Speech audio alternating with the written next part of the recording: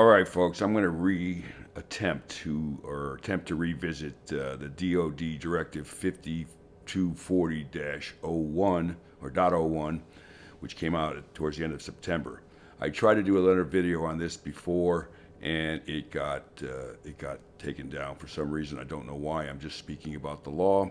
I'm not making any kind of crazy statements here, but let's see if I can get this one through. In any event, the whole point of 5240.01 was it came out sort of sneakily right before the election. The Democrats have pushed forward a directive at the DOD that allows the DOD or the military to actually use deadly force against U.S. civilians on U.S. soil, which, in my understanding, is unprecedented to date. It's always been my understanding that the U.S. military does not have the right to use deadly force on civilians in the U.S., and that has always been the case. That purpose is only for wars outside of the United States. I guess unless we ever had a civil war or something like that, or the war was being fought on our soil. But again, they would not be able to use force against U.S. civilians. This is brand new. And this came out under the guise of, they actually just snuck it out there. It didn't come under the guise of anything. It expanded it to deal with, and I'll read the section, assistance in responding with assets with potential lethality or any situation which is reasonably foreseeable that providing the requested assistance may include the use of force that is likely to result in lethal force, including death or serious bodily injuries. It also includes all support to civilian law enforcement in situations where a confrontation between civilian law enforcement and civilian individuals or groups is reasonably anticipated. Now, there is a guardrail. It has to be approved by the Secretary of Defense, but obviously if they're sending in troops, they're probably going to approve it.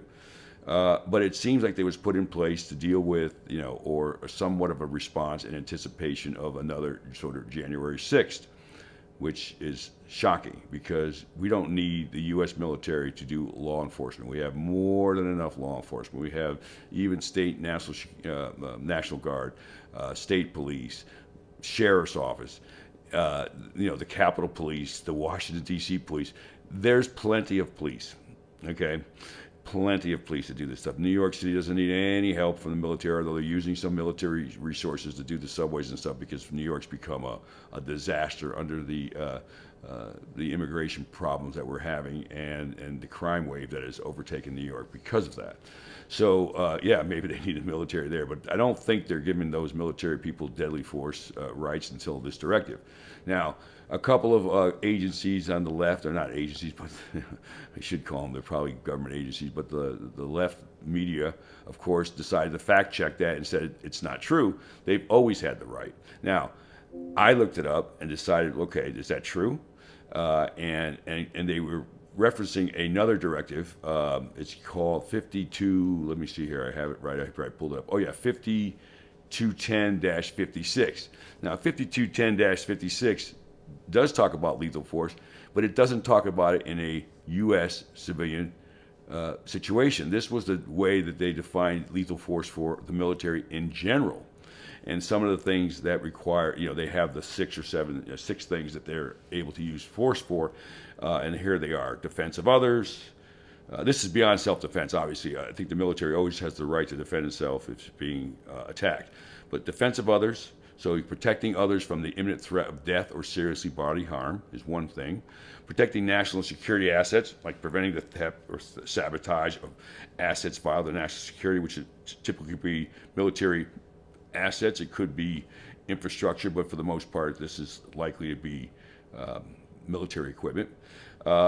Protecting the inherently dangerous property, which is sabotage, such as weapons or explosive, of course. Preventing serious offensive, and again, this is for military personnel. They have to police themselves, right? So stopping serious offenses against persons that threaten life or could result in serious bodily harm. Of course, the military all have police or organizations within the military, and they have the same police powers that ordinary police law enforcement agencies have. They have the right to arrest, they have the right to incarcerate, they have the right to protect themselves, and they have the right to use lethal force in stopping crime being committed by military people. not civilians. Okay, this is military people. And then they have the right under apprehension of arrest, when necessary, to apprehend or arrest persons that threaten life or could result in bodily harm. Again, these are police powers for the military in their police role among the military, here and abroad. And escapes. They have the ability to prevent the escape of a prisoner who poses an imminent threat or death or seriously bodily harm. Now, the interesting thing about the military, which I'm not so sure that the police, I have to look at this up, but I know when police are authorized to shoot, they're authorized to shoot to kill, and they're not trained to sort of try to maim or to wound someone, but not the right to kill.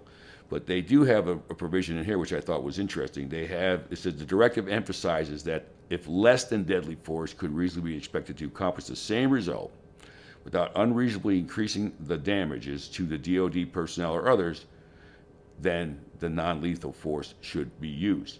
I know that law enforcement probably has similar provisions, but I thought this was pretty interesting that clearly they're not told to shoot to kill if they can use another method to prevent whatever they're trying to prevent. So I just want to go back to, so what I did, because I wanted to make sure that I was right, I took the old directive and the new directive, and I blacklined one against the other to see what the actual changes are. And sure enough, the word lethal force only shows up twice in the entire directive, and it is the two in the new sections. So there was no mention of lethal force at all in the prior directive. They only could shoehorn in this other directive to try to suggest that it was always there. But why, if it was always there, right, would you have to add the words to the other directive? As a lawyer, we know when things are different, it means they're different. Okay, when you change the words, a new meaning has to be ascribed to it.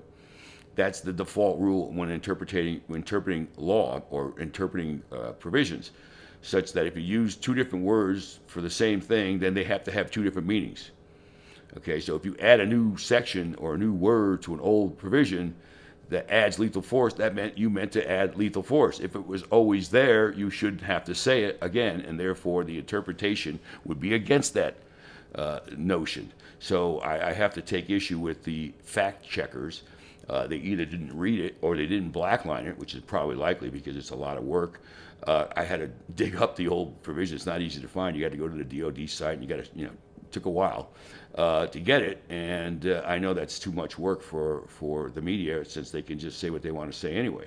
So I just want to let you know that the Directive 5240.01 added the use of lethal force against U.S. citizens by the U.S. military. Full stop. And even though the election's over, and hopefully this will never get implemented, hopefully President Trump will get rid of this and not put military in the situation where they have to make decisions about using lethal force on civilians. They're not trained that way. When I was in, we never thought we'd ever have to be called upon to use lethal force against our own civilian populations. It's bad enough that we were called upon to use lethal force against enemy combatants, and sometimes the collateral damage of civilians, which is tragic. We don't want to have our military folks also having to grapple with the trauma of having to deal with that. We have law enforcement in the United States that is trained for that, and they're better suited for it. That is what they do.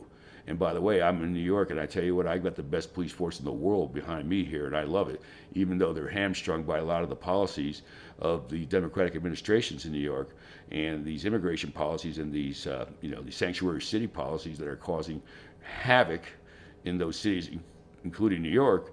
And our poor law enforcement guys and girls are not able to defend, not even themselves. I mean, you saw a video I put up about Times Square where they were beating the heck out of a cop, and no one would even come to their aid.